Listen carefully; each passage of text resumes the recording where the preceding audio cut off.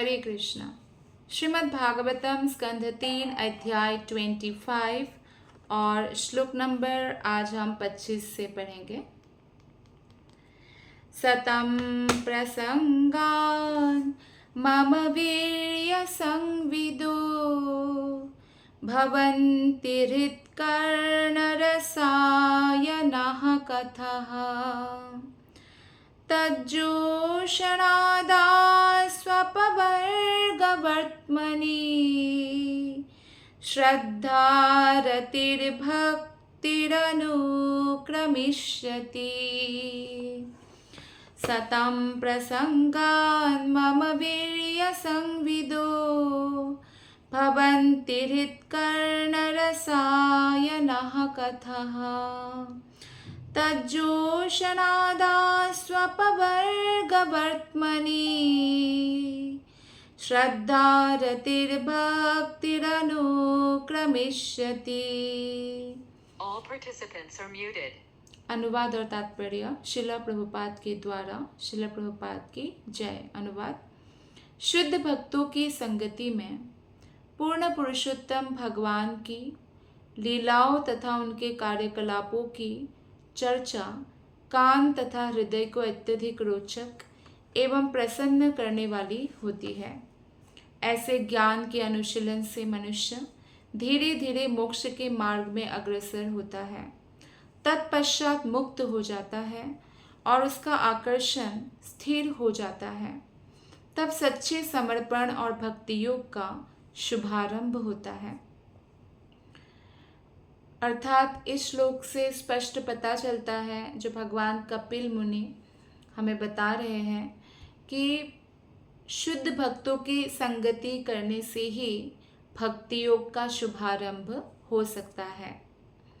शुद्ध भक्तों की जब हम संगति करते हैं तो भक्त हमें भक्ति करने के लिए उत्साह प्रदान करते हैं।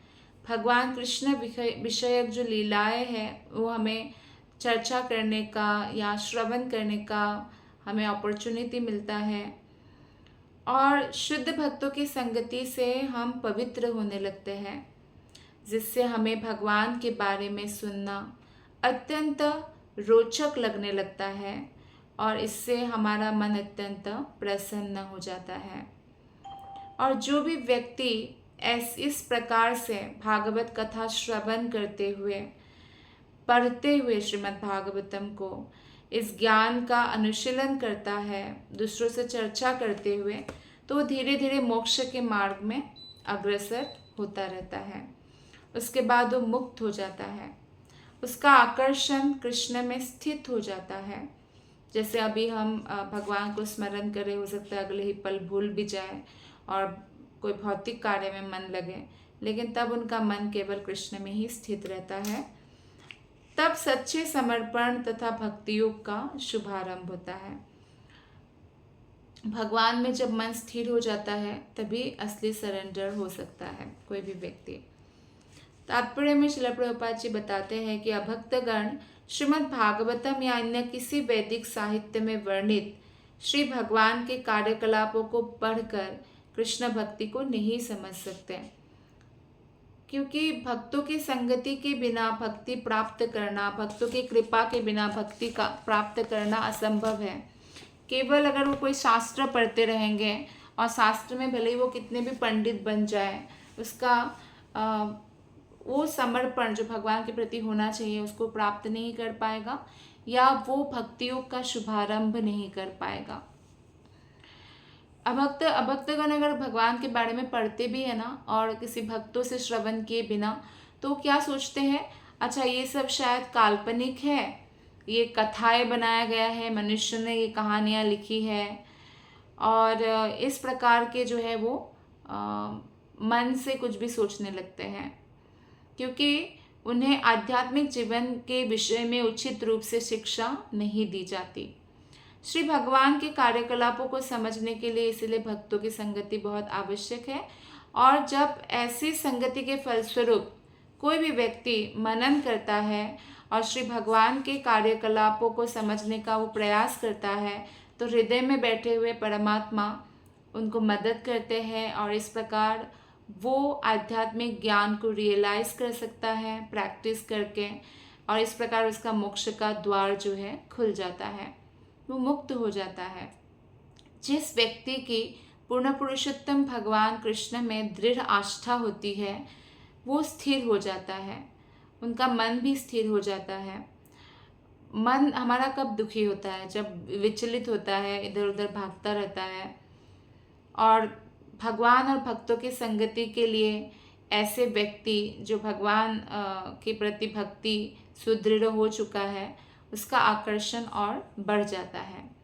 भक्तों की संगति का अर्थ ही है कि भगवान का संगति, क्योंकि भक्त हमेशा आपके साथ भगवान के बारे में ही चर्चा करेंगे। जो भक्त यह संगति करता है, उसमें श्री भगवान की सेवा करने की चेतना जागृत होती है, और फिर भक्तियों के दिव्य पद में स्थित होकर वो धीरे धीरे पूर्ण हो जाता है। भक्ति का एक वर्ड में यही मीनिंग है कि भगवान का प्रेम पूर्वक सेवा करना, उसी को कहा जाता है भक्ति। श्लोक नंबर 26 और 27 हम एक साथ पढ़ रहे हैं।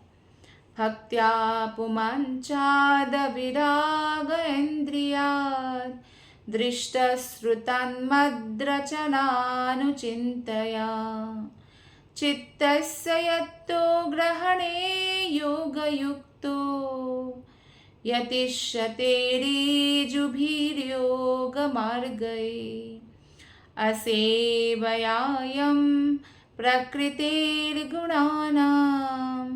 ज्ञानेन वैराग्यविसृम्भितेन योगेन मय्यर्पितया च भक्त्या मां प्रत्यगात्मानमिहावरुन्धे।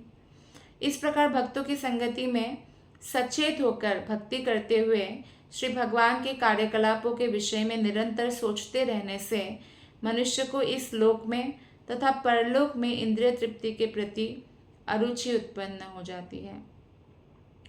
तो इंद्रिय तृप्ति के प्रति जो रुचि है वही बंधन का कारण है, और अगर हम चाहें कि हमारा इंद्रिय तृप्ति के प्रति अरुचि उत्पन्न हो जाए, तो अरुचि उत्पन्न ऐसे ही नहीं हो सकता है। हमें भगवान की भक्ति में लगे रहना पड़ेगा, भगवान के विषय में निरंतर सोचते रहना पड़ेगा। सोचना मतलब भगवान का चिंतन करना, भगवान के नाम का चिंतन करना, लीला का चिंतन करना, रूप का चिंतन करना, भगवान के धाम का चिंतन करना, भगवान के पार्षदों का चिंतन करना। तो ये सब जब हम चिंतन करेंगे तब जाकर ऐसा होगा कि हम अपने जो भौतिक आसक्ति है उससे मुक्त हो सके। कृष्ण भावनामृत की यह विधि योग की सरलतम विधि है। जब मनुष्य भक्ति योग के मार्ग में सही से स्थित हो जाता है तो वो अपने चित्त को नियंत्रित करने में सक्षम होता है।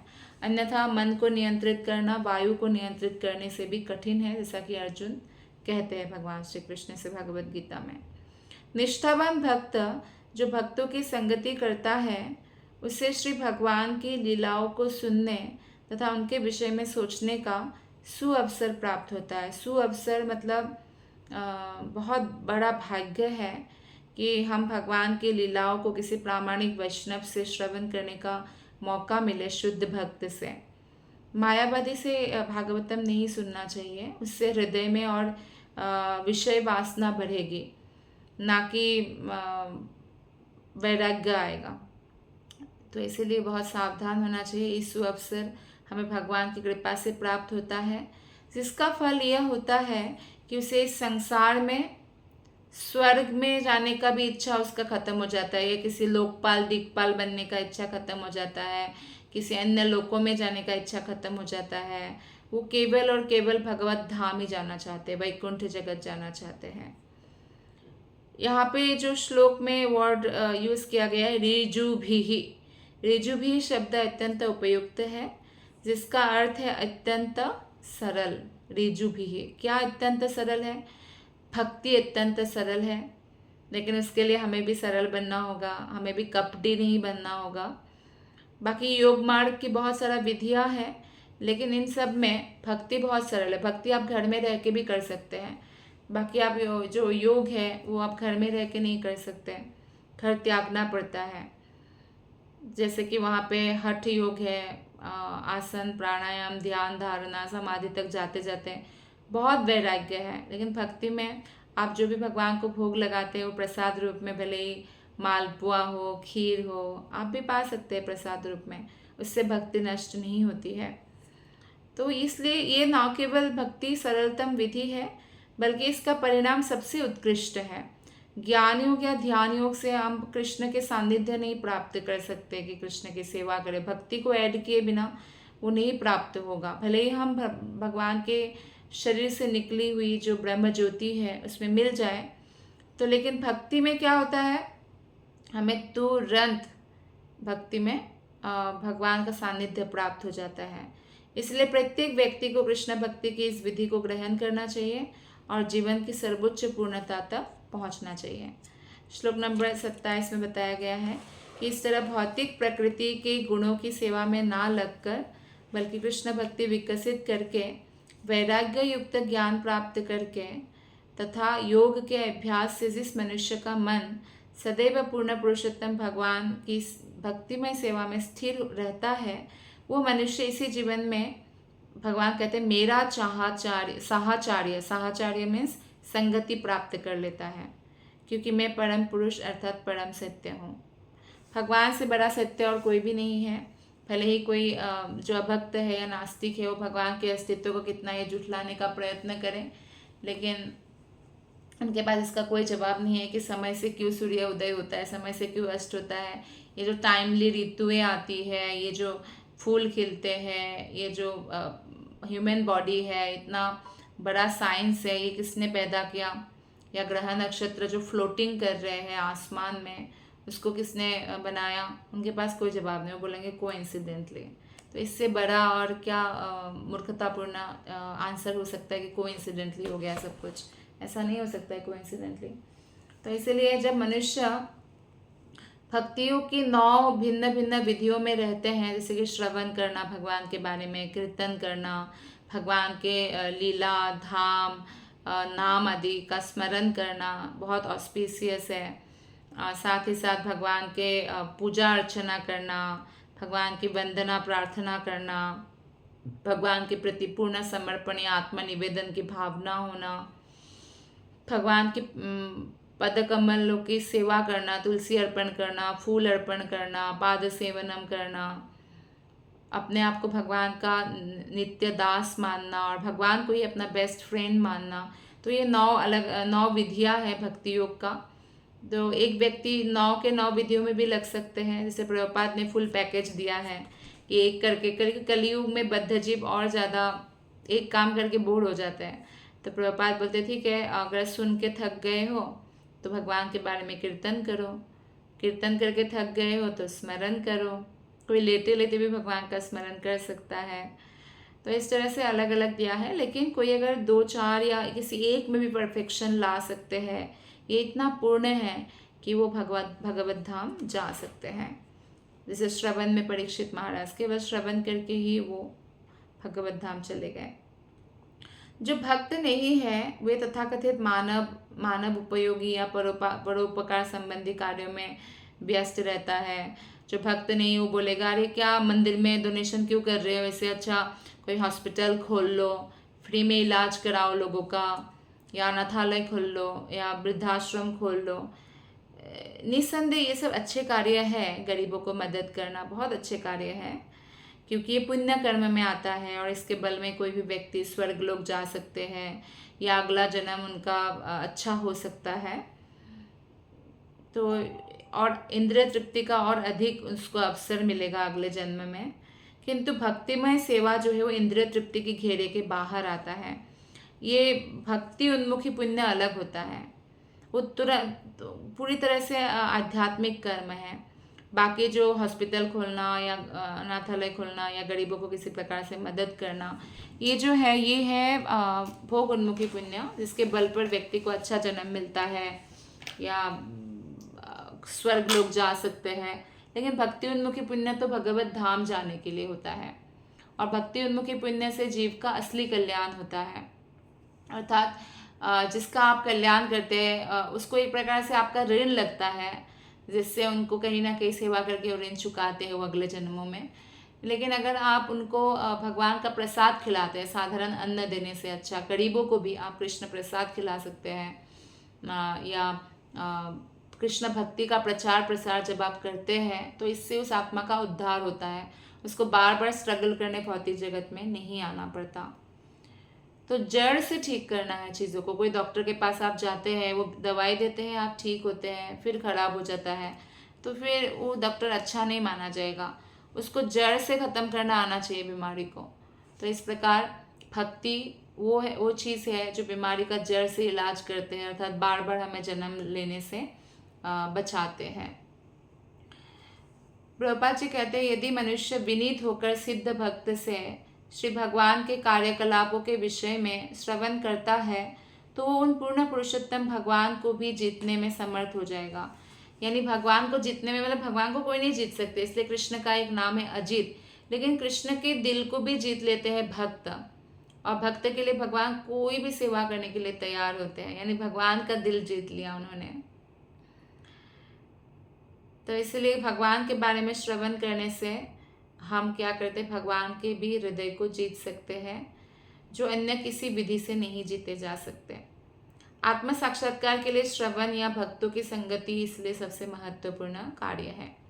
अब देवावती माता अपने पुत्र कपिल मुनि, जो कि भगवान के अवतार हैं, वो बोलेंगी। 28 और 29 श्लोक हम पढ़ने जा रहे हैं। देवाहुतिरुवाच काचित् त्वयोचिता भक्तिः कीदृशी मामगोचरा यया पदं ते निर्वाणम् अञ्जसान्वाश्रवा अहम् यो योगो भगवद्बाणो निर्वाणात्मं स्वयोदितः कीदृशः कतिचङ्गानि यतस्तत्त्वावबोधनम्।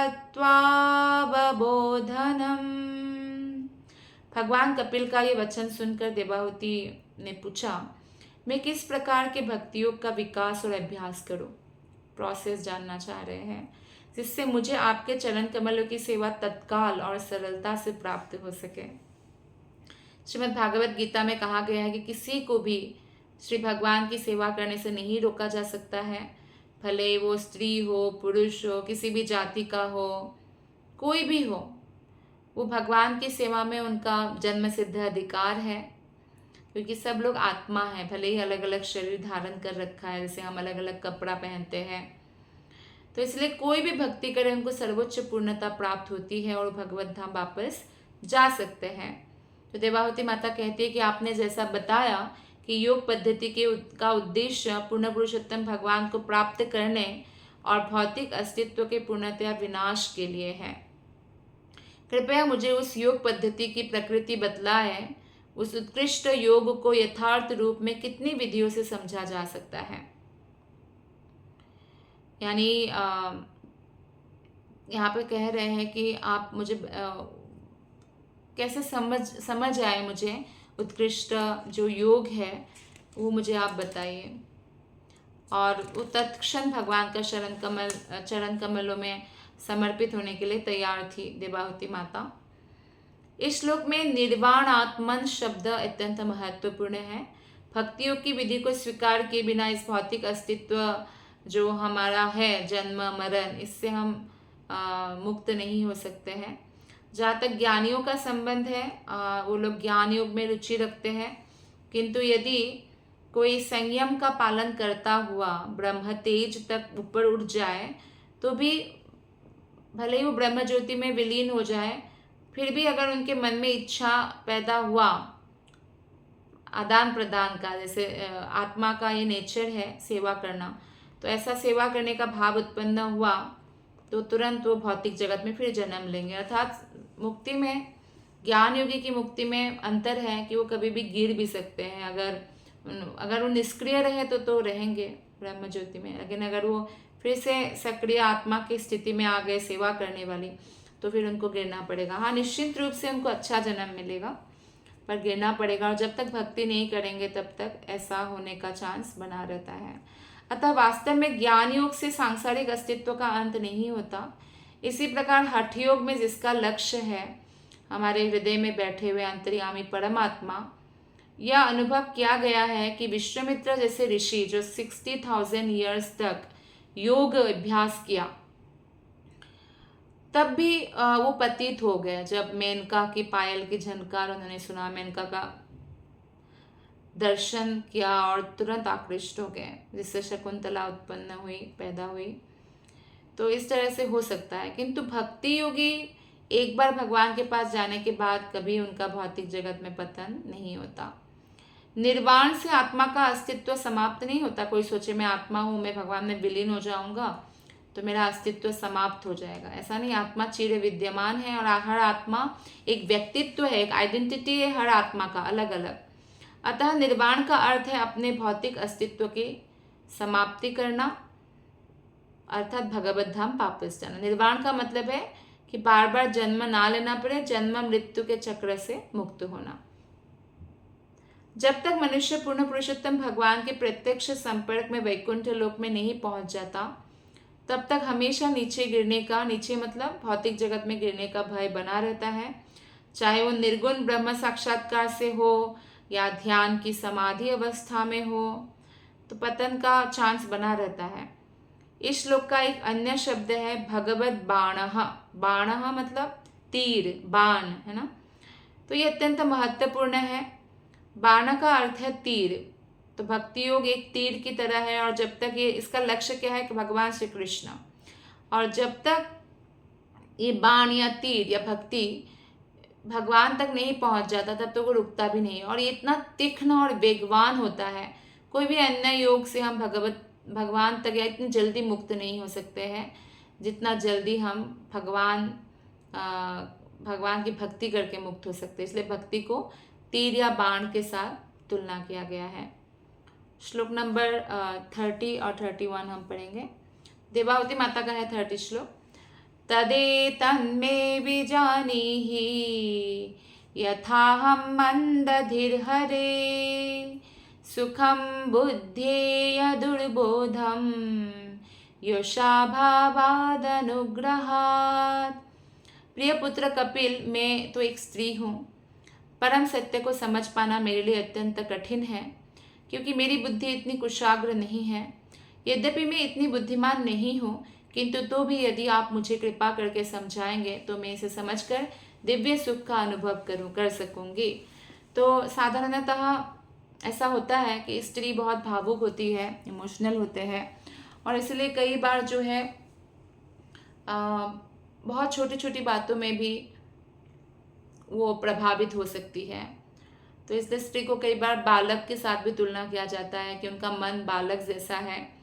व्यक्ति उनको इमोशनल सपोर्ट देने का बहाना करके उनको फुसला के गलत रास्ते पे भी ले जा सकते हैं। तो उनको प्रोटेक्शन की ज़रूरत है, इसलिए पिता का या पति का प्रोटेक्शन चाहिए। और ऊपर से स्त्री शरीर बहुत सुंदर होता है, इसीलिए भी ताकि दूसरा व्यक्ति उनको शोषण ना करे या एक्सप्लॉइट करने का प्रयत्न ना करे, तो उनको प्रोटेक्शन दिया जाता है शास्त्र के अनुसार। तो देवावती माता कितनी महान है, वो स्वयं योग लक्षणा है, और फिर भी यहाँ पे इतनी विनम्रता का पद धारण किया और कहा कि मेरा बुद्धि इतना कुशाग्र नहीं है। और आप कलयुग में देख लीजिए, कोई भी तैयार ही नहीं मानने के लिए कि मेरी बुद्धि कुशाग्र नहीं है। तो ये विनम्रता है, और जिसके अंदर विनम्रता है उनके लिए भगवान का द्वार स्वतः खुल जाता है। इसलिए तो भगवान स्वयं उनके पुत्र रूप में आए। तो बोलती है कि आप मुझे समझाएंगे, आप मुझ पर कृपा करेंगे तो मैं भी अनुभव कर सकूंगी। तो ऐसे कृपा की याचना भगवान से करना चाहिए। अब मैत्रेय मुनि विदुर से कह रहे हैं। मैत्रेय उवाच विदित्वार्थं कपिलो मातुरित्थं जातस्नेहो यत्र तन्वाभिजातः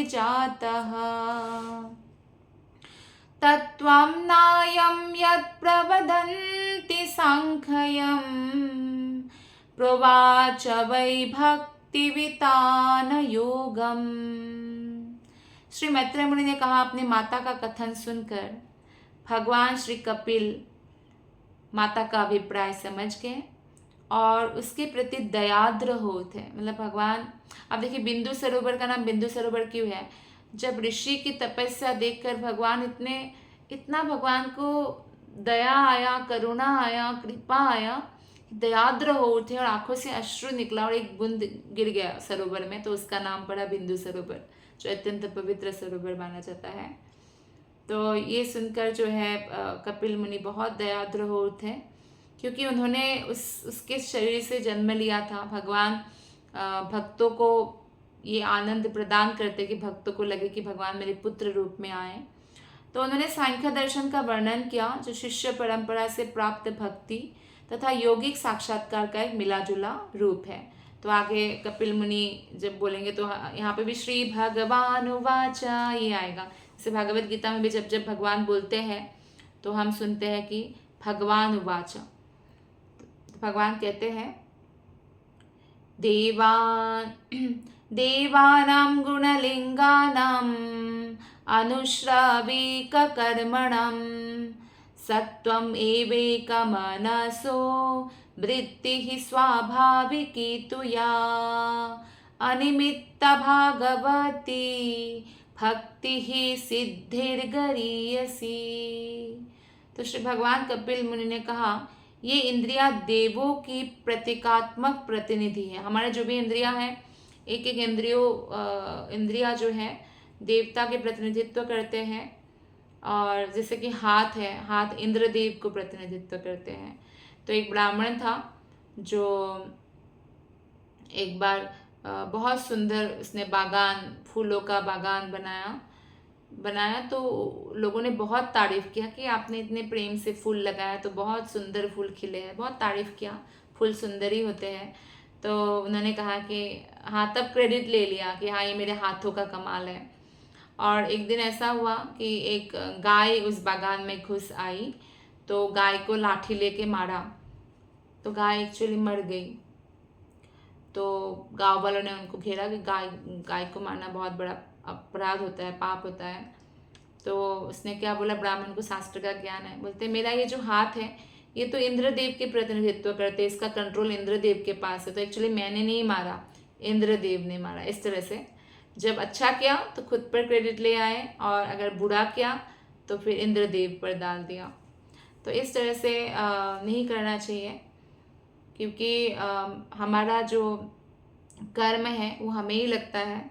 देवता जरूर प्रतिनिधित्व करते हैं और इनका स्वाभाविक झुकाव वैदिक आदेशों के अनुसार कर्म करने में होना चाहिए। हमारा सारा हाथ पैर, हमारा सारा इंद्रिया, जिस प्रकार इंद्रिया देवताओं के प्रतीक है, उसी प्रकार मन भगवान कृष्ण के प्रतिनिधि है। इसलिए मन को इंद्रियों का राजा कहा गया है। मन का प्राकृतिक कार्य सेवा करना है, और जब यह सेवा भाव आग्रह रहित होकर भगवान की सेवा में लगा रहता है तो यह मुक्ति से कहीं श्रेयस्कर होता है। तो ऐसा मन जो है अत्यंत महान होता है। ऐसा मन मना भव मद भक्तो, तो भगवान ने कहा भी है, मन मुझ में लगाओ। तो जीवात्मा की इंद्रिया सदैव कोई ना कोई काम में, वृत्ति में लगी रहती है, चाहे वो वेदों के अनुसार हो या वेदों के अगेंस्ट हो। लेकिन हमारा कर्तव्य है कि हम सारे इंद्रियों को और मन को भी शास्त्रों के अनुसार भगवान की सेवा में लगाएं। जब यह सेवा भौतिक जगत के प्रति ना होकर श्री भगवान के प्रति लक्षित होती है तो इंद्रिया सहज ही कंट्रोल में आ जाता है, अपनी स्वाभाविक स्थिति पर होता है, और इसलिए अति प्रसन्न होते हैं। भगवान ऋषिकेश कहलाते हैं क्योंकि एक्चुअली समस्त इंद्रियों का वास्तविक स्वामी या समस्त देवताओं का वास्तविक स्वामी भगवान कृष्ण हैं। इंद्रियों तथा मन की सहज प्रवृत्ति कार्य करने की है, किंतु जब वे भौतिक रूप से कलुषित हो जाती है, यानी भौतिक चीज़ों में जब हम इंद्रियों को लगा कर रखते हैं तो वे किसी भौतिक लाभ या देवताओं की सेवा के लिए कार्य करती है। भौतिक लाभ के लिए देवता के पास जाते हैं, और भगवान भगवत गीता में कहते हैं, कामे स्ते हृदय ज्ञाना, जो काम भावना से जिसका या इच्छा, भौतिक इच्छा से जिसका बुद्धि मति मारी गई हो, वो देवता के पास जाते हैं, क्योंकि उनको पता है कि मैं उसका वो कार्य सैंक्शन नहीं करूँगा, भगवान कृष्ण नहीं करेंगे, तो वो सोचते कि देवता लोग कर देंगे, देवता, लेकिन देवता भी भगवान की अनुमति के बिना कुछ भी नहीं करते। तो इसलिए एक्चुअली हमारे सारे इंद्रिया भगवान पूर्ण पुरुषोत्तम भगवान की सेवा के लिए है। इंद्रिया को ऋषिक कहा जाता है, और ऋषिक का ईश मतलब ईश्वर है भगवान कृष्ण, इसलिए भगवान का एक नाम है ऋषिकेश। तो इस प्रकार समस्त इंद्रियों की अप्रत्यक्ष प्रवृत्ति परमेश्वर की सेवा करने की ओर ही रहती है, यही भक्ति कहलाती है।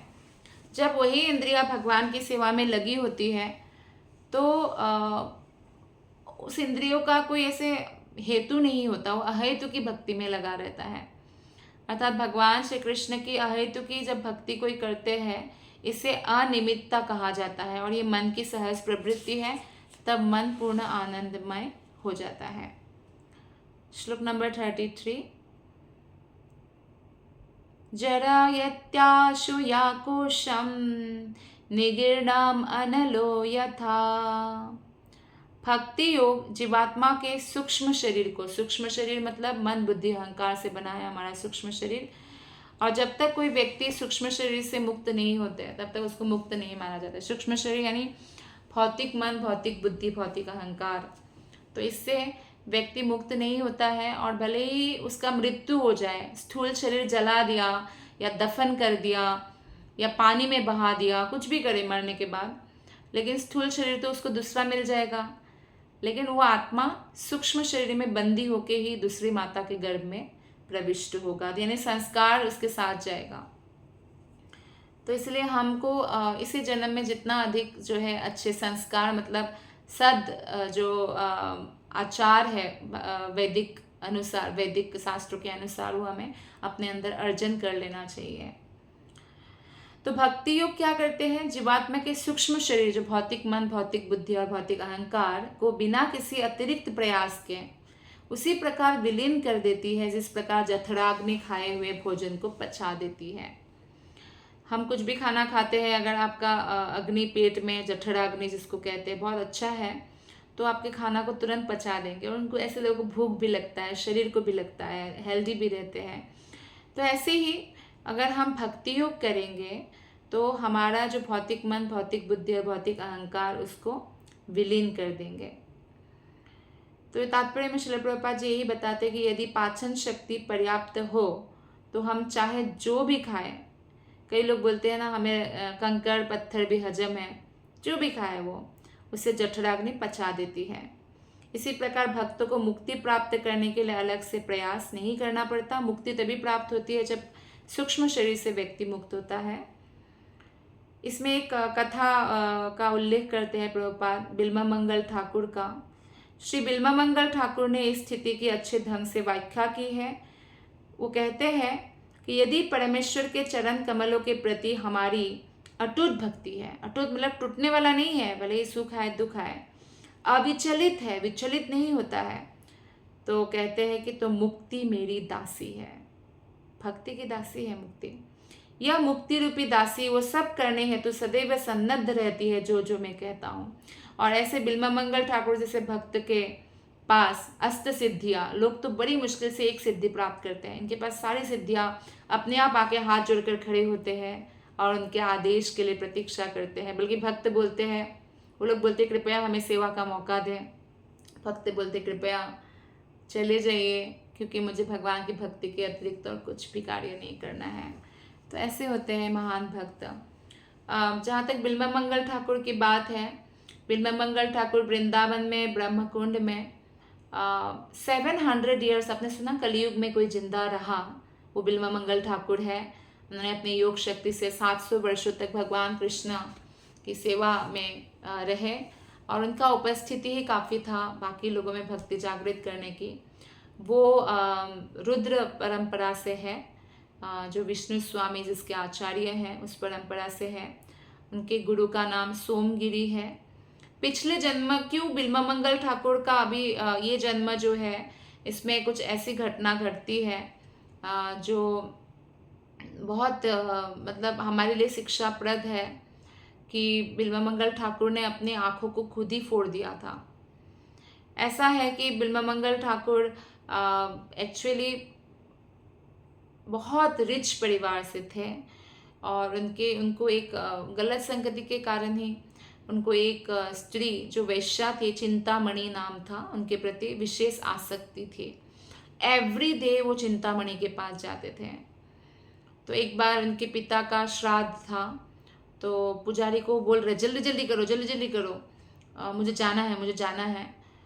तो जितना भी जल्दी किया वो भाग गए। उसके बाद चले गए चिंतामणि के पास। पर उस दिन बहुत बारिश आई थी और उससे एक दिन पहले बिल्वमंगल ठाकुर ने, जो वेश्या थी चिंतामणि, उनको कहा था कि मैं शायद कल नहीं आ पाऊँगा, हो सकता है मैं आऊँगा लेकिन नहीं भी आ पाऊँगा शायद, क्योंकि मेरे पिता का श्राद्ध है। तो ठीक है, तो श्राद्ध से भी वो जल्दी जल्दी करा के पुजारी को चले गए। लेकिन बहुत बारिश हो रही थी और नदी में बहुत बाढ़ आ चुका था और अंधेरा भी हो चुका था। फिर भी बिल्वमंगल ठाकुर ने पहले ऐसा तो नहीं होता था पुल है या इतनी बाढ़ में कोई नाव वाला मिल जाएगा, ऐसा नहीं है। तो उन्होंने क्या किया, सोचा कि नहीं, मुझे तो चिंतामणि से मिले बिना तो मुझे चैन नहीं आएगा। तो वो कूद पड़े इतने बाढ़ वाले, इतना तेज धार वाले नदी में, और वो बचने का कोई उम्मीद नहीं था। लेकिन एक लाश भी बह रहा था, मतलब लोग, इतना ज़्यादा तूफान था कि लोग मरे भी थे। तो लाश बहा तो उनको लगा कि सर लकड़ी है, तो लाश को पकड़ पकड़ के जो है वो किनारे तक पहुँचे। और क्योंकि चिंतामणि को लगा था कि श्राद्ध है तो आज तो नहीं आएंगे, तो अच्छे से डोर वोर लॉक करके वो सो गई। तो दरवाज़ा नहीं खुला, कितना भी आवाज़ दिया बिल्वमंगल ठाकुर ने। तो उन्होंने देखा कि उनके दीवार में एक कोई रस्सी लटक रहा है, तो रस्सी को पकड़ के वो जंप करके आए। तो चिंतामणि ने बोला कि तुम कैसे आए, मैंने तो पूरा लॉक कर दिया था वॉल वगैरह भी। तो बोला कि एक रस्सी था। तो तुरंत रस्सी देखने गई कि मैंने तो कोई रस्सी नहीं लगाया। तो देखा एक बहुत ही विषैला सांप था, मतलब उसको ये भी भान नहीं था कि वो सांप था।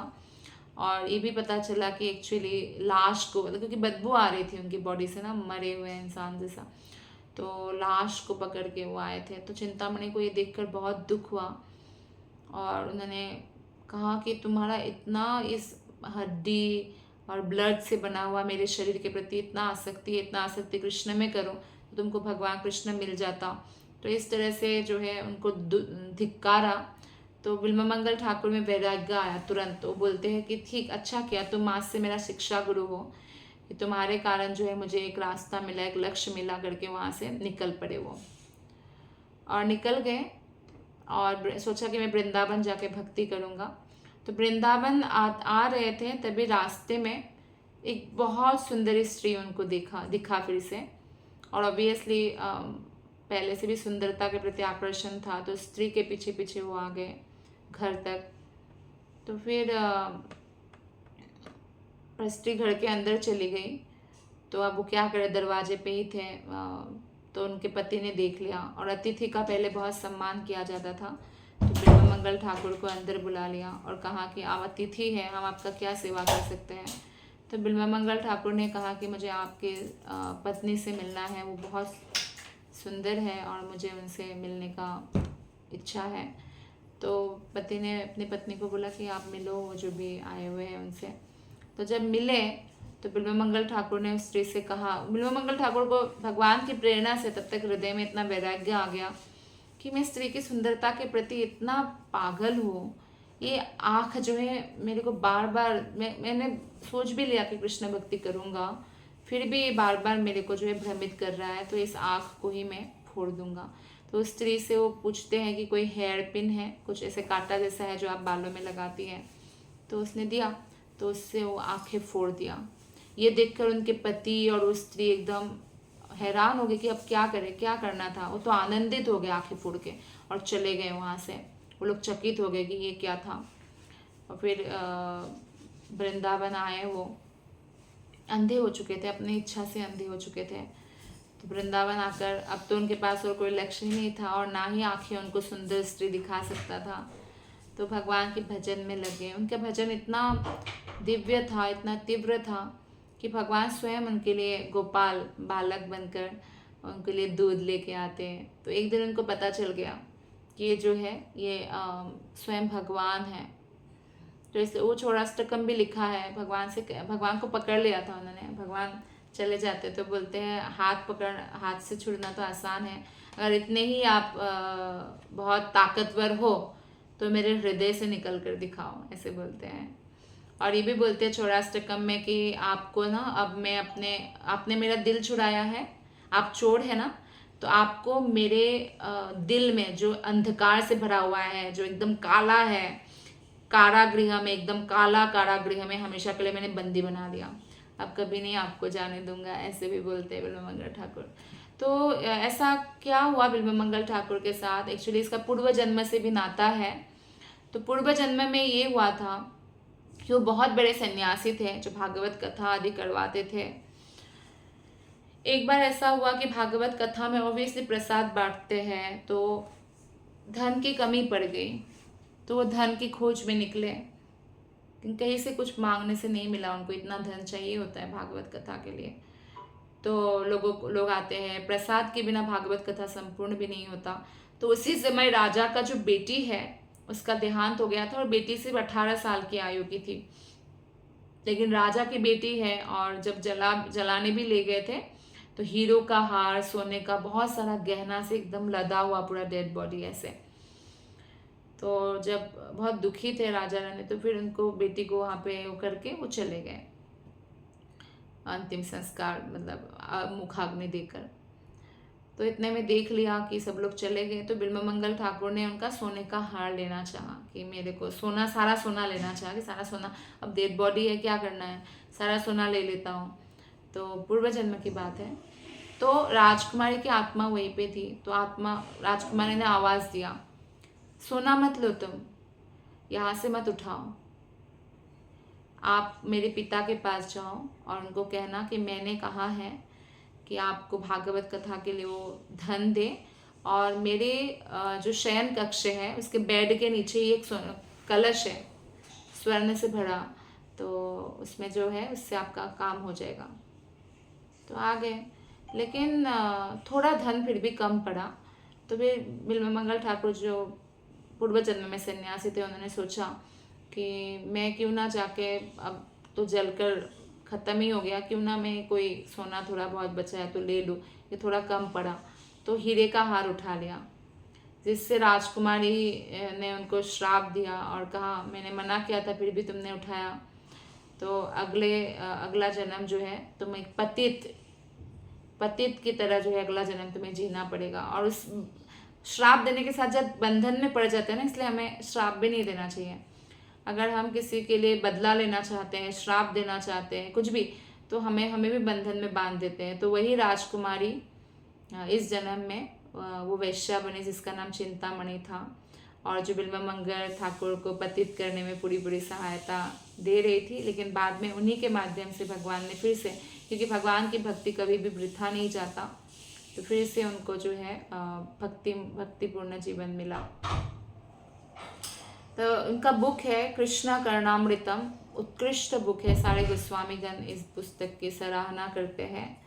और गोविंद दामोदर स्तोत्र भी उन्होंने लिखा है बिल्वमंगल ठाकुर ने। तो ऐसा महान भक्त जो है, उन्होंने ये कहा है, उनका ये वचन है, और 700 ईयर्स तक उन्होंने भगवान की भक्ति किया है इस भौतिक संसार में, वो भी कलयुग में ही।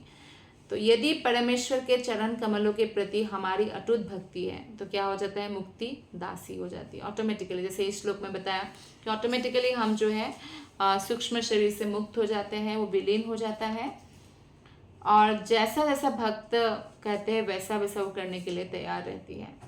तो भक्त के लिए इसलिए मुक्ति की कोई समस्या नहीं है, उसे किसी अलग प्रयास के बिना भी मुक्ति मिल जाती है। बल्कि जो निराकारवादी है वो मुक्ति के लिए कठोर तपस्या करते हैं, कठोर आत्मसंयम करते हैं, किंतु भक्त मात्र भक्ति योग में केवल हरे कृष्ण कृष्ण कृष्ण हरे हरे, हरे राम राम राम हरे हरे, इस महामंत्र का निरंतर जप करने से, कीर्तन करने से, और कृष्ण को अर्पित भोग प्रसाद के रूप में ग्रहण करने से जीभ पर और समस्त इंद्रियों पर नियंत्रण पा लेते हैं।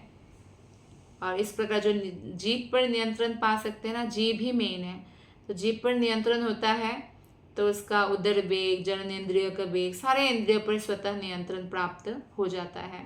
तो इसलिए व्रत करने का विधान है, जैसे अभी कार्तिक महीना शुरू होने वाला है तो बहुत लोग एक टाइम खाते हैं या कुछ कुछ चीज़ों को छोड़ देते हैं कि तो ये जीभ को नियंत्रण करने के लिए, जैसे किसी को मीठा पसंद है तो मीठा छोड़ देंगे, हो सकता है कुछ और छोड़े और माला बढ़ा दें। तो भगवान श्री कपिल इस बात की पुष्टि कर रहे हैं कि भक्तिमय सेवा जो है वो मुक्ति से गरीयसी है, अर्थात बहुत श्रेष्ठ है, मुक्ति से बहुत बढ़कर है। तो इसी के साथ आज की श्रीमद् भागवतम की कथा, हम यही कथा को विराम देते हैं। आप सबका हृदय से बहुत बहुत धन्यवाद। हरे कृष्णा।